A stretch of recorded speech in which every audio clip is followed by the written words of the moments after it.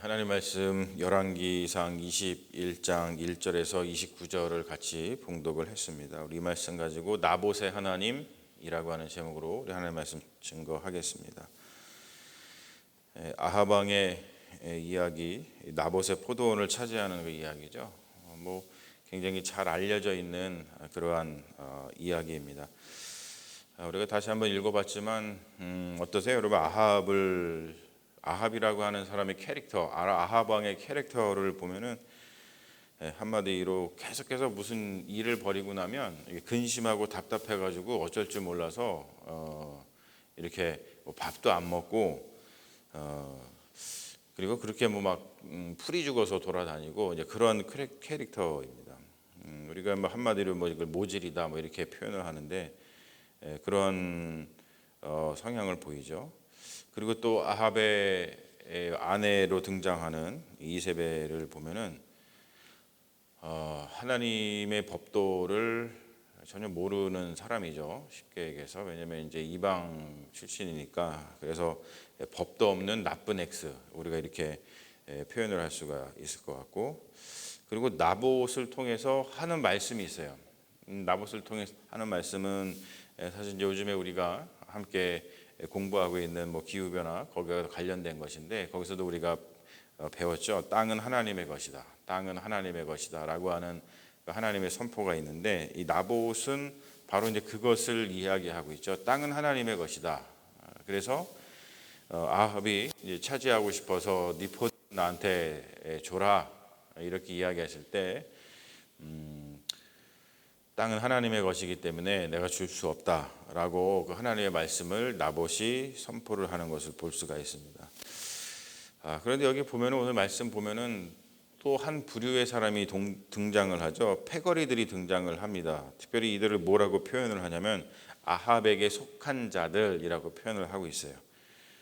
사실 우리가 속하더라도 좀 제대로 속해야 되는데, 이들이 하나님에게 속한 자들이었다라고 한다면 아합이 이 나봇의 포도원을 차지하려고 꾸미는 그 일, 그래서 이세벨이 편지를 보내고, 그래서 그 당시 어떤 법이 있잖아요. 어떤 법이냐면 그것도 이제 일종의 율법인데, 뭔가 증언을 하려면 한 사람이 증언하면 안 되고 두 사람 이상이 증언을 해야 되고, 그리고 또 하나님에 대해서 이렇게 잘못을 하면 신성모독이라 그러죠. 신성모독을 하면 돌로 쳐 죽이는 그런 법이 있었는데, 그런 거를 악용을 하죠. 그래 악용을 해가지고 이 나봇을 갖다가 죽이는 그 일에 가담을 하게 되는데, 그 가담을 하는 일도 어떻게 보면은 굉장히 이게 법적으로 합법적으로 이런 일들을 행하는 걸 볼 수가 있습니다. 그래서 이 아합에게 속한 자들, 이 패거리들은 불량배, 무엇이 선한 것인지 모르는 악당들, 즉 다른 말로 표현해서 하나님의 편에 선, 하나님에게 속한 자가 아니라 아합에게 속한 자다라고 이렇게 표현이 되듯이 굉장히 불명예스러운 그런 삶을 살았던 패거리들입니다. 자, 근데 다행인 것은 뭐냐면 이 당시에 아합이 이렇게 교묘하게, 아주 교묘하죠. 이거 사실 알아차릴 사람이 없어요. 왜냐하면은 합법적이니까. 두 사람 증인을 세워서 나봇이 왕을 모독하고 하나님을 모독했다, 그러면 돌로 쳐 죽여라 라고 하는 그 법이 있으니까 그 법에 맞게 합법적으로 아주 교묘하게 일을 처리하기 때문에 우리가 지금 이렇게 글로 표현하고 이렇게 좀 떨어져서 보니까 이것을 우리가 좀 알게 되는 것이지, 그 당시 사람들은 이것을 잘 몰랐을 거예요. 그래서 아합의 패거리들의 동조해서 그 나봇을 갖다가 죽이는 일에 가담을 했을 거란 말입니다. 그런데 다행히 이 당시에 이렇게 교묘하게 하나님의 말씀을 망가뜨리는 이런 나쁜 사람들이 있는, 이 나쁜 사람들의 전성시대라고 그랬죠. 이 나쁜 사람들의 전성시대가 펼쳐지고 있는 이때에 다행히도 디셉 사람 엘리야가 존재하고 있었죠. 하나님께서 엘리야를 통해서 심판의 말씀을 전하시죠. 그 심판의 말씀은 우리가 다 잘 아는 곱게 죽지 못할 것이다. 다른 말로 표현해서 네가 금일하게 벌인 그 죄에 대해서 책임을 묻게 될 것이다. 이런 청천벽력 같은 하나님의 심판의 말씀이 아합에게 들립니다. 자, 오늘 말씀을 읽을 때 우리가 아합이 나봇의 포도원을 이세벨의 그 음모에 의해서 차지한 그 스토리는 우리가 굉장히 잘 알고 있습니다. 뭐 어려서부터 교회를 좀 다니신 분들은 다 알 수 있는 이야기인데, 근데 마지막에 나오는 그 이야기는 사실 우리가 좀 잘 알지 못할 수 있고, 그냥 이게 읽으면서도 이게 뭐지? 그런 게 있죠. 그게 뭐냐면은 엘리야 선지자가 하나님의 심판의 말씀을 아합한테 와서 전하니까 아합이 회개합니다. 굉장히 이게 좀 우리가 이렇게 좀 읽다 보면은 이게 무슨 시츄에이션이지? 굉장히 좀 당황스러운 사실 그 전개예요. 그렇잖아요. 아합의 어떤 캐릭터상 하나님께서 또 엘리야하고 사이도 안 좋은데 엘리야 통해서 뭔가 말씀을 전하면은 아합이 이렇게 뭐 못 본 채, 못 들은 채 했더라, 또는 뭐 오히려 뭐 화를 냈더라, 뭐 이런 식으로 해가지고 이야기의 흐름이 그런 식으로 전개될 것 같은데, 오늘 말씀을 보면은 또 반전이 일어나요. 엘리야 선지자가 말씀을 전했더니, 하나님 말씀을 전했더니 회개합니다.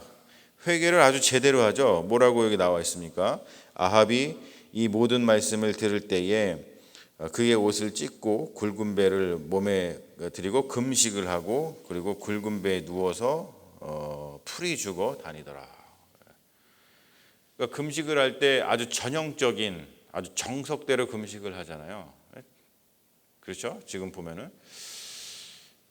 이게 참 굉장히 당황스럽고 재밌는 시츄에이션인데, 그러면은 우리가 사실 금방 또 그것에 대한 그 이야기가 나오니까 금방 알 수 있습니다만, 이 이야기만 딱 띄워놓고서 우리가 생각을 해보면, 그러면 또 이것에 대해서 또 하나님은 어떻게 반응을 하실까? 우리가 또 되게 궁금한데, 보면은 또 하나님이 디셉 사람 엘리야에게 이렇게 이야기합니다. 너 아합이 회개하는 거 봤냐? 그러면서 아합이 회개를 했으니까 아합한테 이 책임을 묻지 않고 나중에 좀 있다가 이 책임을 묻겠다, 뭐 이렇게 또 이야기를 하시는 하나님의 말씀을 우리가 봅니다. 굉장히 어떤 전개가 우리의 예상과는 이제 다르게 나가는 것을 볼 수 있습니다. 하지만 사랑하는 여러분, 오늘 하나님의 말씀을 우리가 보면서 제목을 나봇의 하나님이라고 정한 이유가 있죠. 하나님이 아합의 하나님이 아니라 나봇의 하나님입니다. 오늘 말씀의 전개도 보면은 이 아합과 이세벨이 힘을 가지고서 그 나봇의 포도원을 차지하는데, 결국에 하나님은 아합의 하나님이 아니라 나봇의 하나님으로 남는 이유는 뭐냐면, 바로 하나님께서는 누구와 함께 하신다? 약자와 함께 하신다는 거예요. 이게 굉장히 중요한 사실이거든요. 희생자와 함께 하신다. 사실은 우리가 뭐 역사를 판단하거나 어떤 이 사건이 발생을 하면은 그 사건에 대한 해석, 그리고 그 사건에 대한 결론을 낼 때 우리는 대개 이 강자, 그것을 주도하고 있는 어떠한 힘을 가진 자가 그 사건에 대해서 결론을 내는 것에 대해서 익숙합니다. 하지만 성경이 참 좋은 것은 뭐냐면, 그러한 우리의 통념을 이렇게 뒤집어 주거든요. 그 통념에 뒤집어 주는 것 중에 가장 강력한 것이 뭐냐면, 어떠한 역사, 어떤 사건이 벌어졌을 때 그것을 최종 판단하고 결정할 수 있는 것은 약자, 희생자라고 하는 거예요. 바로 그 희생자, 약자의 하나님께서 그들과 함께 하시기 때문에 결국에 이 일이, 어떤 사건이 벌어졌는데 이 일이 선한 일이냐 아니면 악한 일이냐, 이것을 통해서 뭔가 좋은 일이 발생했느냐 그렇지 않았느냐, 사실 이 에피소드 가운데에서 아합의 관점과 이세벨의 관점에서 보면은 그들한테는 좋은 일이었죠. 자기들이 좋아하는 그 좋은 땅을 차지해서 거기서 잘 먹고 잘 살았을 테니까. 하지만 거기 희생자이고 약자였던 나봇의 시선으로 보면은 그것은 결코 선한 일이 아니고 옳은 일이 아니었다는 거예요.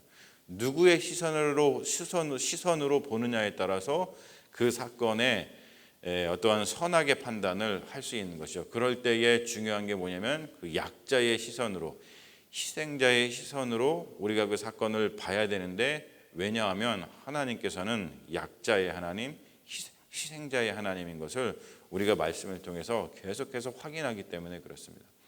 그래서 하나님은 아합의 하나님이 아니라 나봇의 하나님으로 불리고 있는 것이죠. 여러분, 오늘 말씀 통해서 여러 가지를 우리가 볼 수 있지만, 무엇보다도 왜 우리가 살아가면서 그리스도인이 이렇게 좀 낮은 곳으로 임하고, 그리고 또 어려움을 당하는 이들, 우리가 흔히 약자라고 말하는 사람들, 그리고 또 희생자라고 하는 사람들, 그러한 사람들의 삶을 돌보고 그들의 어떠한 주장 또는 그들의 이야기에 귀를 기울이고 또 그들과 함께 이렇게 삶을 나누고, 그런 것이 왜 중요한지를 다시 한번 알게 된다는 것이죠. 그러므로 우리가 살아갈 때 하나님께서는 바로 그런 분들과 함께 하시고 그런 분들을 위로해 주시는 분들이기 때문에, 우리가 그리스도의 몸으로서 언제나 그러한 것들을 좀 생각을 하면서 뭔가 일을 진행하고 뭔가 삶을 살아가면서 사귐을 가지고 뭔가 일을 할 때도 언제나 약자와 어떤 희생자의 편에서 그런 시각을 가지고서 그 사건을 바라보고 그들을 위로할 수 있는 그러한 신앙이 우리 그리스도인들에게 있을 때에 이 하나님의 어떤 은혜를 우리가 더 받고 하나님을 더욱더 가까이서 만날 수 있는 그러한 은혜가 우리에게 임할 줄로 믿습니다. 오늘 말씀을 통해서 우리가 어떤 하나님, 또 하나님은 어떤 분이신지를 잘 알고 어떻게 살아가야 되는지 우리 마음속에 잘 품는 귀한 시간이 되시기를 주님의 이름으로 축원합니다. 기도하겠습니다. 하나님, 감사합니다. 우리가 정말로 잘 알고 있는 그러한 이야기이지만 전개되는 이야기들을 보면은 당황스럽고, 또 참 우리가 예상치 못한 그러한 이야기들의 전개들이 이루어지는 가운데 우리가 무엇을 배워야 되고 무엇을 생각해야 될지를 다시 한번 돌아보게 됩니다. 주님께서는 아합의 하나님이 아니고 나봇의 하나님이신 것을 다시 한번 보면서, 하나님께서 누구와 함께 하시고 하나님께서 누구를 위로하시고 누구의 시선으로 역사를 바라보시며 누구의 시선으로 사건을 말하시는지를 우리가 다시 한번 보게 됩니다. 주님, 우리도 부단히 노력하여서 하나님의 시선으로 세상을 바라볼 수 있도록 인도하여 주시옵소서. 그래야지만 우리가 하나님에게 속한 자가 되어서 복을 누리고 선한 삶을 살 수 있습니다. 그렇지 아니하면 우리가 알지 못하는 사이에 아합에게 속한 자로 불릴 수가 있습니다. 주님, 그러한 불미스러운 일들이 우리 삶 가운데 일어나지 말게 하여 주시고, 우리가 부지런히 하나님의 시선으로 세상을 바라보게 하여 주셔서 복된 삶을 살아갈 수 있도록 주님 역사하여 주시옵소서. 주님께서 우리와 함께 하실 줄로 믿으며 우리를 구원하신 예수님의 이름으로 기도합니다. 아멘. 우리 함께